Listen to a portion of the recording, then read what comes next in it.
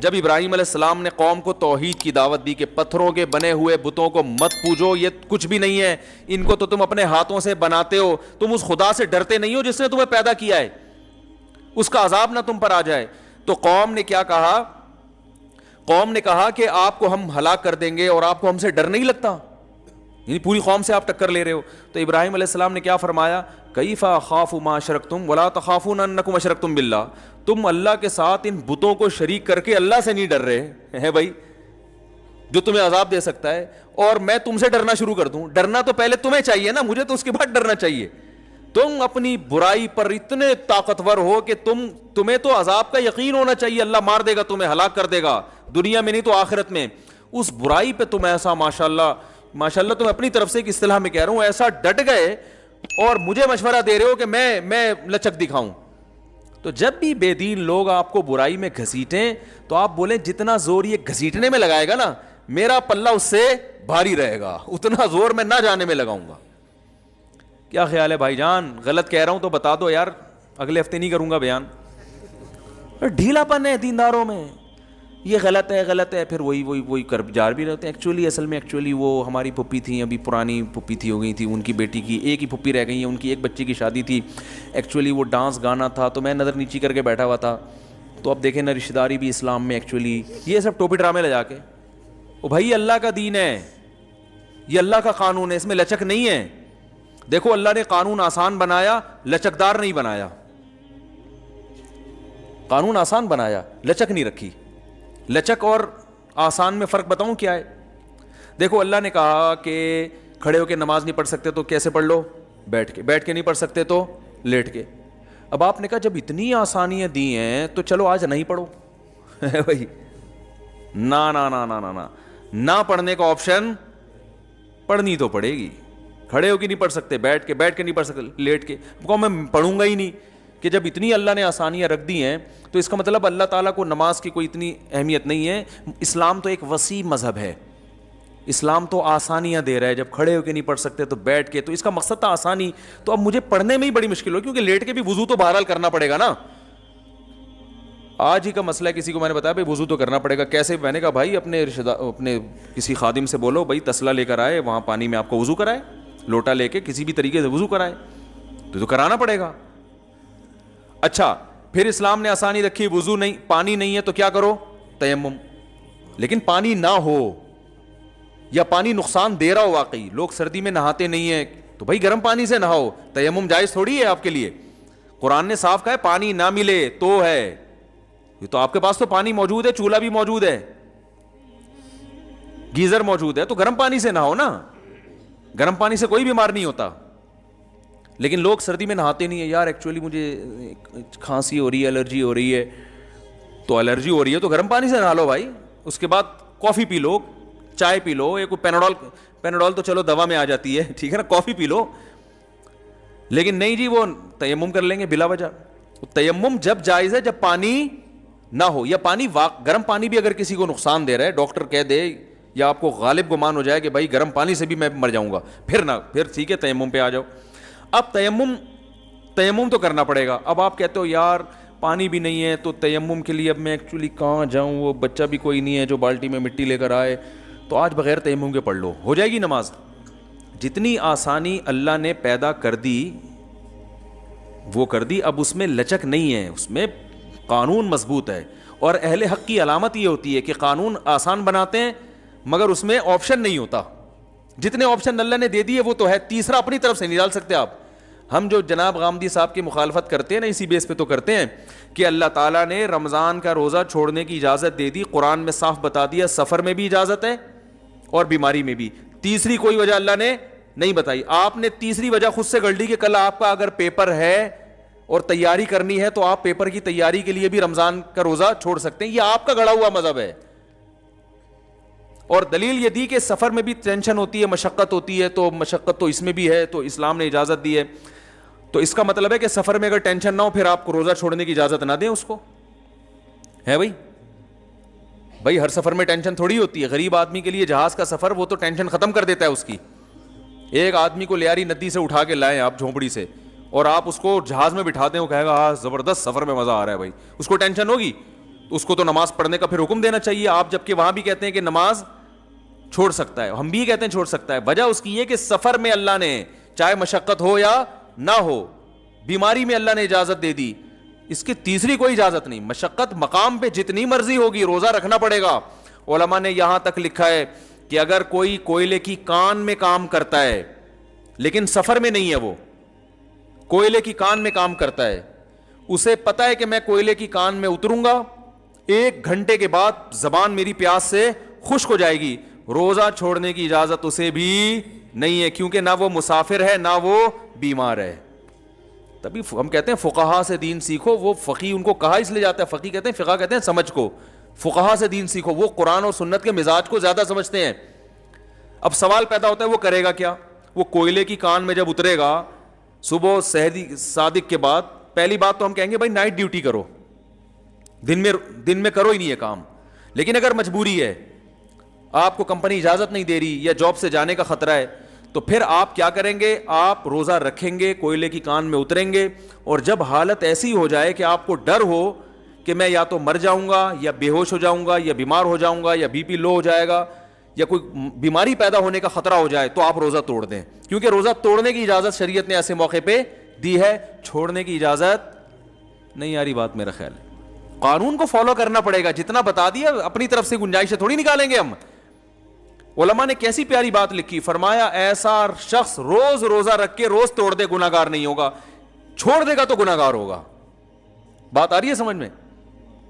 روز روزہ رکھ کے جب حالت ناقابل برداشت ہو جائے توڑ دے, چاہے 1 گھنٹے بعد ہو جائے, 50 منٹ بعد ہو جائے, 4 گھنٹے بعد ہو جائے, توڑ دے روزہ. چھوڑنے کی اجازت نہیں ہے. تو یہ اسلام ہے بھائی, لگے بندے قانون ہے اس کے. دیکھو فجر کی نماز صبح صادق کے بعد ہوتی ہے نا, صبح صادق سے 1 منٹ پہلے پڑھ لی ہو جائے گی نماز. کہ یار ایکچولی آج مجھے ذرا جلدی تھی تو میں آج 1 رکعت پہلے پڑھوں گا, 1 رکعت صبح صادق کے بعد, اور وہ والی ذرا لمبی پڑھ لوں گا. بھائی جتنی بھی لمبی پڑھ لو نماز نہیں ہوگی. آپ صبح صادق جب تک نہیں ہوگی فجر کا وقت داخل نہیں ہوگا. اسی طرح ظہر ہے, عصر ہے, مغرب ہے, عشاء ہے, ہر نماز کا ایک ٹائم ہے, اس میں 1 سیکنڈ بھی. اچھا روزہ افطار کا ٹائم اللہ نے کیا کہا کہ بھائی جب سورج غروب ہو جائے, ٹھیک ہے نا.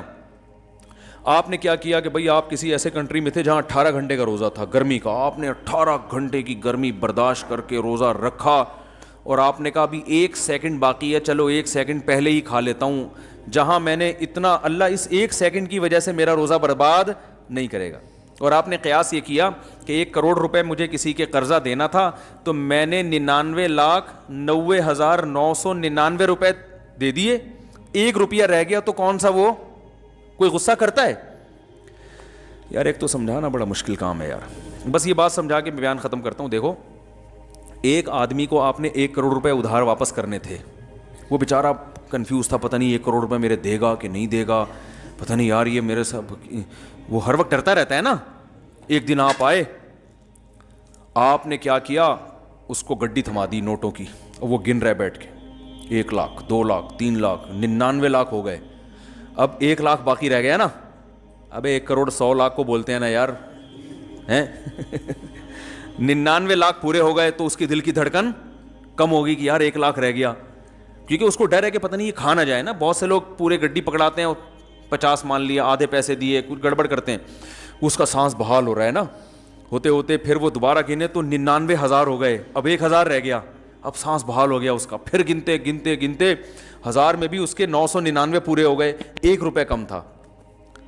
تو وہ غصہ کرے گا آپ پہ, بولے گا چل یار 1 کروڑ روپے 1 روپیہ چل چھوڑ. بلکہ آپ اگر کہو گے نا میں گھر سے لے کر آتا ہوں, کہہ رہے ہیں لانے کی ضرورت نہیں ہے یار, چھوڑ بھائی, ٹینشن میرے لیے بھی یہاں انتظار میں ٹینشن, تیرے لیے بھی ٹینشن, چھوڑ بھائی, بلکہ یہ 5 روپے اور لے لے میری طرف سے. ایسا ہی کرے گا نا. ارے کیا ہو گیا, ایسے ہی تو کرتے ہیں راشن والے. ہم جب راشن لیتے ہیں تو اتنے روپے بنے تو 50-60 روپے وہ چھوڑ دیتے ہیں اکثر, کہ چھوڑو یار, جہاں 10-20 ہزار میں 30 ہزار میں 50 روپے کیا, یہی ہوتا ہے نا.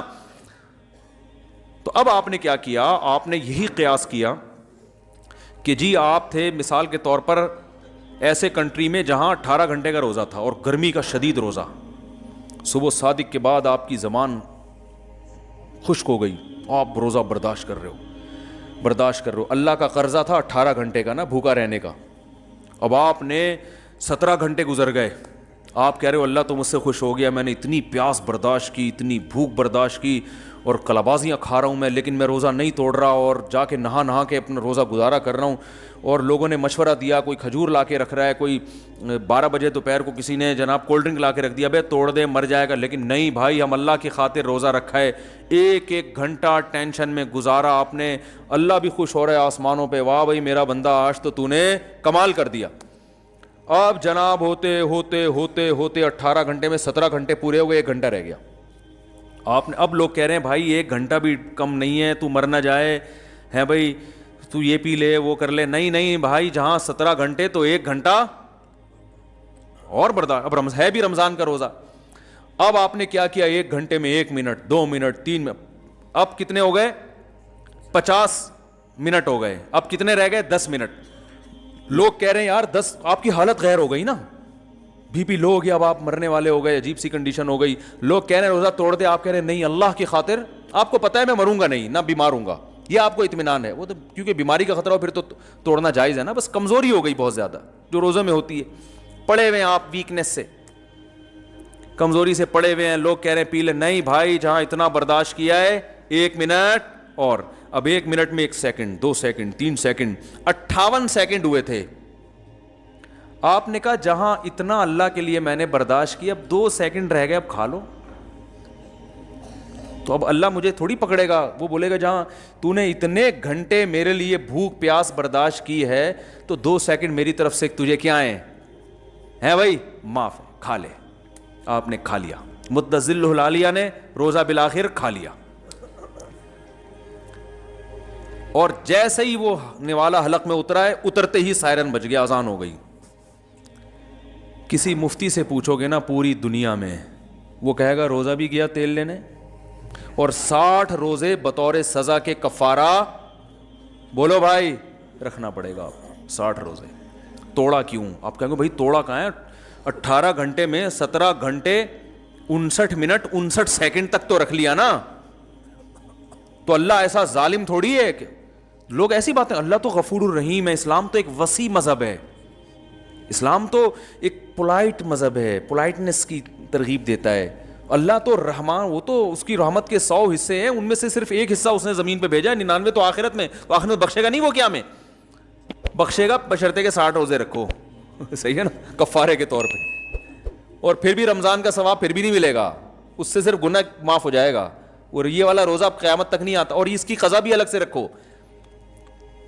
کسی بھی دنیا کے مفتی سے پوچھو گے, وہ بولے گا بھائی روزہ ختم نہیں, اب نہیں روزہ ہو سکتا. آپ کہو گے یار وہی اچھا نکلا جس نے کم بخت سارا دن پراٹھے کھاتا رہے, روزہ جو چھوڑے گا نا روزہ رکھا ہی نہیں تھا, سارا دن منڈ کے کھاتا رہے, وہ مفتی سے پوچھے گا تو مفتی صاحب کہیں گے بھائی توبہ کرو, 1 روزہ قضا کر لو, توبہ کرو اور 1 روزہ. آپ کہیں گے یار وہ منڈتا رہا ہے سارا دن بیٹھ کے. اسلام کا مزاج سمجھ رہے ہو کیا ہے؟ آپ کہو گے یار وہ تو سارا دن منڈتا رہا ہے بیٹھ کے ہیں, اور مجھے بھی کھانے کی ترغیب دیتا رہا ہے, وہ صرف 1 روزہ رکھے گا قضا, اور میں کتنے 60. یہ تو ظلم ہے, یہ کیسا اسلام مذہب ہے؟ او بھائی اسلام یہی ہے, رکھنا نہ رکھنا بھی جرم ہے, رکھ کے توڑ دینا اس سے بڑا جرم ہے. تم نے رکھ کے توڑا ہے, اب کوئی پہلے منٹ میں توڑ دے یا آخری منٹ میں توڑ دے, اللہ کی نظر میں دونوں برابر کے مجرم ہیں. تو لا کو فالو کرنا پڑے گا, لا میں اپنی طرف سے چینجنگ نہیں ہو سکتی. سمجھ رہے کہ نہیں سمجھ رہے؟ ہاں اللہ نے یہ آسانی دے دی کہ بھائی اگر روزہ رکھنے میں تمہیں بیمار ہونے کا خطرہ ہے تو توڑ دو, مرنے کا خطرہ ہے تو توڑ دو, باقی پیاس ٹینشن یہ تو روزے کا حصہ ہے بھائی. اور پھر جیسے ہی غروب آفتاب ہو جلدی کھاؤ, پھر یہ بھی ترغیب دے دی اللہ نے, دیر نہیں کرو. پھر یہ بھی اللہ نے اپنی یعنی مخلوق پر رحم کیا نا کہ بھائی اور زیادہ ٹینشن میں نہ ہو, اب کھاؤ. تو اور پھر صبح صادق تک کھا سکتے ہو, یہ بھی اجازت دے دی. ورنہ اللہ لمٹ کھانے کی اجازت بھی دے, بھائی سارے دن روزہ رکھا ہے تو 2 سموسے کے بعد تیسرے کی اجازت نہیں ہے. کھاؤ بھائی, کلوا مما رزقکم اللہ حلالا طیبا, کھاؤ. تو آسانی رکھی ہے میرے بھائی, لچک نہیں رکھی. سمجھ رہے کہ نہیں سمجھ رہے؟ تو لچک نہیں ہے, ناجائز ہے تو کیا ہے. ہاں کچھ چیزیں اللہ نے خود بتا دی کہ یہ اس کنڈیشن میں ناجائز ہیں, یہ والی کنڈیشن ہو تو ناجائز ہے ہی نہیں. یہ وہ تو اللہ نے بہت سے, اس لیے خود سے فنڈر گیری نہ شروع کر دیں, علماء سے پوچھ لیا کریں کہ اس مجبوری میں یہ والی چیز میرے لیے جائز ہے یا نہیں. بعض چیزیں اسلام نے خود بتا دیں کہ وہ الاؤ نہیں ہے, لیکن فلاں مجبوری ہو تو وہ جائز ہیں. لیکن جن چیزوں کا اسلام نے کہہ دیا غلط ہے, جب سور کھانا غلط ہے نا, لیکن ایک کنڈیشن میں اللہ نے جا دی, مرنے لگو تو کھا سکتے ہو. اب کیا ہو رہا ہے, لوگ یورپ میں جاتے ہیں, وہاں ان کو حلال نہیں ملتا تو مشینی ذبیحہ کھا رہے ہوتے ہیں. ہم ان کو کہتے ہیں بھائی مشینی ذبیحہ تو جائز نہیں ہے, جو مشین سے ذبح ہو رہی ہے نا مرغیاں, اس پہ اللہ کا نام نہیں لیا جا رہا, انسان اللہ کا نام لے, مشین کے اللہ کے نام لینے سے حلال نہیں ہوگا. کہتے ہیں مجبوری ہے, اب کیا کریں, وہ چکن جو ہے ہمیں یورپ میں کہیں ایسے حلال ملتی نہیں. اس طرح کی نا اسٹائل بھی چینج ہو جاتا ہے ایک دم, چکن اصل میں حلال ملتی نہیں ہے. تو بھائی چکن کھانا مجبوری ہے ہی نہیں اسلام میں, اس کو اللہ نے مجبوری, آپ کی اپنی مجبوریاں, تو پھر تو میرے بھائی پیزا کھانا بھی بہت سے لوگوں کی مجبوری ہے. کتنے لوگ ہیں ہفتے میں پیزا نہ ملے مر جائیں وہ ٹینشن سے, حقیقت ہے نا. وہ پیزے کھا کھا کے خود گول ہو چکے ہیں, پیزا بن چکے ہیں. تو آپ کی اپنی پیدا کردہ مجبوری ہے. اللہ تعالیٰ نے کیا کہا ہے مجبوری کی جو ڈیفائن کیا اللہ نے, فَمَنِ اضْطُرَّ فِي مَخْمَصَةٍ, کہ جو بھوک سے اتنا مجبور ہو جائے, موت کا خطرہ ہو جائے نا اس کو, اضطراری کیفیت ناقابل برداشت ہو جائے, پھر وہ مردار کھا سکتا ہے. اور وہ بھی اللہ نے فرمایا غیر متجانف لإثم, گناہ کی نیت نہ ہو. اور اس میں بھی اللہ نے فرمایا کہ اعتدال سے نہ ہو. اتنی بوٹیاں کھا سکتے ہیں مردار کی کہ آپ کی کمر سیدھی ہو جائے, جان بچ جائے. آپ نے اس کے کباب کوفتے بنا کے مرنا شروع کر دی, اوپر سے کولڈ ڈرنک پی رہے ہیں. تو جو حرام کھا رہے ہیں یورپ میں, امریکہ میں, یو کے میں, حرام گوشت کھا رہے ہیں اور کہہ رہے ہیں مجبوری ہے کہ چکن اصل میں ملتی نہیں حلال, تو وہ بھی 2-4 بوٹیاں تھوڑی کھاتے ہیں, پورے قورمے بنا رہے ہیں, اس کے بریانی بنا رہے ہیں, طبیعت سے روسٹ کر کر کے کھا رہے ہیں. کہہ رہے ہیں مجبوری میں ہم کیا کر رہے ہیں, حرام کھا رہے ہیں. تو یہ مجبوری نہیں ہے. جب تک روٹی مل رہی ہے, گندم مل رہی ہے, پیٹ میں جا رہی ہے, کوئی بھی ایسی چیز جو پیٹ بھرنے کے لیے کافی ہو, تو آپ حرام کی طرف نہیں جا سکتے. ہاں اللہ نے خود اجازت دے دی, مرنے لگو تو کھا سکتے ہو, تو وہ پھر آپ کے لیے حرام رہتا نہیں ہے, وہ حلال ہو جاتا ہے. تو اگر کوئی مس گیدرنگ میں, شادی میں آپ نہیں جائیں اور جان سے مارنے کا خطرہ ہو, کیا آپ کو رشتہ دار گولی مار دیں گے پھر آپ جائیں, بھائی جان بچانا ہے پہلے کیا ہے, یا جان سے مارنے کا خطرہ تو نہ ہو, ہاتھ پاؤں توڑ دیں گے آپ کے, ابا آپ کے مار کے ہاتھ توڑ دے گا آپ کے, تو ہاتھ بچانے کے لیے آپ شادی میں جا سکتے ہیں. یا ہاتھ پاؤں تو نہیں ٹوٹیں گے, اتنا زیادہ ماریں گے کہ ادھموا کر دیں گے مار کے, تو بھی آپ جا سکتے ہو. ٹھیک ہے نا. ایسی اگر کوئی کنڈیشن نہیں ہے تو پھر یہ جو ہے نا کہ ایکچولی وہ ناراض ہو جائے گا فلانا, تو اس ناراضی کو شریعت نے مجبوری نہیں سمجھا ہے. اس میں جو ناراض ہو رہا ہے وہ غلط کر رہا ہے. قطع رحمی کا, رشتہ داری توڑنے کا گناہ اس کو ہوگا جو اپنی محفل میں گناہ کر کے آپ کو ناراض کر رہا ہے. سمجھ رہے کہ نہیں سمجھ رہے؟ دیکھو ایک بات سنو, اللہ نہ کرے میں ان سے پیسے لے کے کھا جاؤں, اللہ نہ کرے, اور یہ میرے بالفرض سگے بھائی ہوں. اب کیا ہوا, ہم دونوں میں دشمنی پیدا ہو گئی, تو اس دشمنی کا گناہ ان کو ہوگا. قیامت میں اللہ ان سے پوچھے گا تم نے رشتہ داری توڑی, اللہ یہ کہیں گے اللہ میں نے تھوڑی توڑی ہے, توڑی تو اس نے جس نے میرے سے پیسے چھینے ہیں. تو ہمارے ہاں جو بھی ناراض ہوگا نا سب اسی پہ ڈال دیتے ہیں کہ یہ رشتہ داری توڑ رہا ہے. بھائی توڑنے میں یہ دیکھو توڑنے کا ذریعہ کون بن رہا ہے, ذریعہ وہ بن رہا ہے جو گناہ کر کے اپنے ان رشتہ داروں کو محفل میں آنے سے روک رہا ہے جو رشتہ دار اس گناہ میں شرکت قبول نہیں کرنا چاہتے, جو رشتہ دار اس گناہ میں شرکت نہیں کرنا چاہتے. تو اس لیے لچک نہ دکھایا کریں, جتنی لچک اللہ اس کے رسول نے دے دی ہے بس وہ ہمارے لیے کافی ہے. اس سے زیادہ شریعت کو تبدیل کرنے کی ضرورت نہیں ہے, اس میں مضبوطی دکھانی پڑے گی. اللہ عمل کی توفیق عطا فرمائے.